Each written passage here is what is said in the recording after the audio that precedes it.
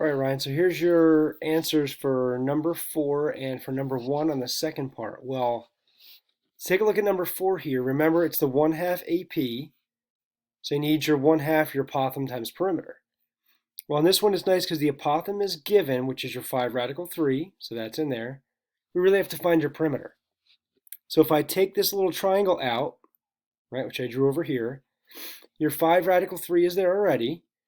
This angle up top is going to give you 30. Because remember, if you were to divide the hexagon up, you would have 6 separate triangles of this size. Right? Actually, if I even draw it in, which I just erased that one, right, there's one main triangle.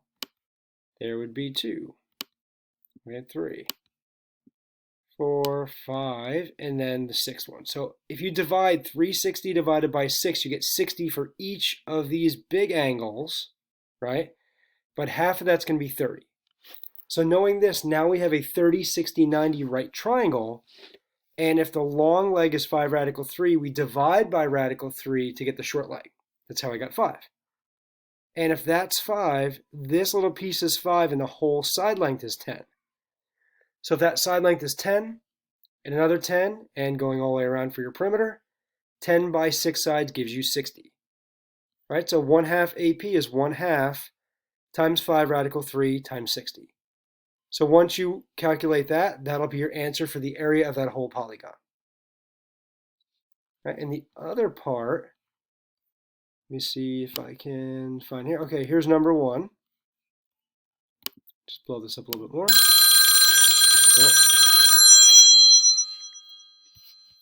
Hang on. And sorry for that. So here I am back with number 1 on page 26. So these are really more complex areas made up of simpler shapes. So really for number 1, find the area of the rectangle, which is literally length times height, base times height, whichever way. Literally 15 times 34 will give you the area of that rectangle. But then you also have a circle here. It's really a half circle. So find the area of the circle. Remember, that's pi r squared. So pi times your radius squared. Your radius will be half of the 15. So pi times 7.5 squared will give you this area of the full circle. Divide that by 2, then add it to the area of the rectangle. That's really all it is. It's simple areas, just made more complex by putting them together. Right, like these are 2 parallelograms. You've got base and height. Literally your base is here, your height is 20. You can assume that. That's 1, do the same thing with the other side. Right, there are 2 triangles mated together here.